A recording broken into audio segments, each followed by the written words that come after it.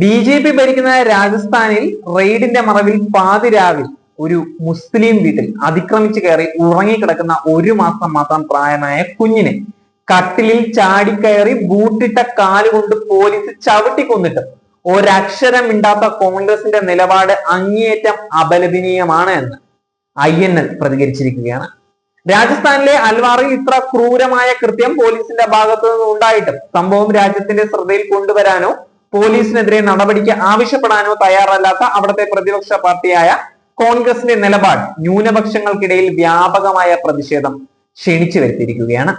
ഇതുവരെ കോൺഗ്രസ് ഭരിച്ച സംസ്ഥാനത്ത് ദുർബല വിഭാഗം ഇത്ര മാത്രം ഭരണകൂട ഭീകരതയ്ക്ക് ഇരയായിട്ടും CPM പോളിറ്റ് ബ്യൂറോ അംഗം ബൃന്ദ കാരാട്ട് കുടുംബത്തെ സന്ദർശിച്ചതല്ലാതെ ഇന്ത്യ സഖ്യത്തിലെ മറ്റൊരു നേതാവും തിരിഞ്ഞു നോക്കിയിട്ട് പോലുമില്ല. ന്യൂനപക്ഷങ്ങൾക്കെതിരെ എത്ര നിഷ്ഠൂരമായ കൃത്യങ്ങൾ നടന്നാലും അത് വാർത്തയാക്കേണ്ടതില്ല എന്നുള്ള മോദി യുഗത്തിലെ മാധ്യമ സമീപനത്തിന്റെ ഞെട്ടിക്കുന്ന ഉദാഹരണം മാത്രമാണിത്. കഴിഞ്ഞ ലോക്സഭാ തെരഞ്ഞെടുപ്പ് കാലത്ത് പ്രധാനമന്ത്രി നരേന്ദ്രമോദി മുസ്ലിങ്ങൾക്കെതിരെ പെറ്റ് പെരുകുന്നവർ നുഴഞ്ഞു കയറ്റക്കാർ എന്നൊക്കെ ആക്ഷേപങ്ങൾ ചൊരിഞ്ഞത് രാജസ്ഥാനിലെ ബെൻസാരയിൽ വെച്ചാണ്. അന്ന് മോദി വിതച്ചതാണ് ഹിന്ദുത്വ പോലീസ്. ഇപ്പോൾ കൊയ്യുന്നതെന്ന് INL സംസ്ഥാന president Ahammad Devarkovil MLA general secretary Kasim ഇരിക്കൂറും പ്രസ്താവനയിൽ എടുത്തു പറയുന്നുണ്ട്. ഇന്ന് കേരളത്തിലും കോൺഗ്രസിന്റെ കാര്യം നോക്കുകയാണെങ്കിൽ വളരെ ദയനീയം തന്നെയാണ്. കോൺഗ്രസിന്റെ രഹസ്യ സർവേയിലും കേരളത്തിൽ 3ാം പിണറായി സർക്കാർ വരും എന്നതാണ് കണ്ടെത്തലെന്ന് സംസ്ഥാന ധനമന്ത്രി KN ബാലഗോപാൽ വ്യക്തമാക്കുകയാണ്. വികസനത്തിന് സർക്കാരുകളുടെ തുടർച്ച പ്രധാനമാണ്.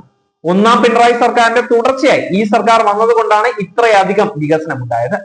പിണറായി സർക്കാരിന്റെ തുടർച്ചയുണ്ടാകും എന്നത് പൊതുവികാരം തന്നെയാണ്. അത് ഞങ്ങളുടെ മാത്രം ആഗ്രഹമല്ല എന്നും ജനങ്ങളും ആ ചർച്ചയിലുണ്ട് എന്ന് മന്ത്രി കൊല്ലത്ത് വെച്ച് പറയുകയായിരുന്നു. CPM സംസ്ഥാന സമ്മേളനത്തിന്റെ മുന്നോടിയായി വിളിച്ചു ചേർത്ത വാർത്താ സമ്മേളനത്തിൽ വെച്ചായിരുന്നു അദ്ദേഹത്തിന്റെ ഈ പ്രതികരണം. അതേസമയം കോൺഗ്രസിൽ ഇപ്പോൾ ഭരണം നേടുന്നതിനേക്കാൾ അവരുടെ പ്രധാന നോട്ടം തന്നെ ആരാകും മുഖ്യമന്ത്രി എന്നുള്ളതിൽ തന്നെയാണ്. കോൺഗ്രസിന്റെ മുഖ്യമന്ത്രിയെ ദേശീയ അധ്യക്ഷൻ മല്ലികാർജുൻ ഖാർഗെയും ലോക്സഭാ പ്രതിപക്ഷ നേതാവ് രാഹുൽ ഗാന്ധിയും തീരുമാനിക്കുമെന്ന് K മുരളീധരൻ പറഞ്ഞിട്ടുണ്ടായിരുന്നു.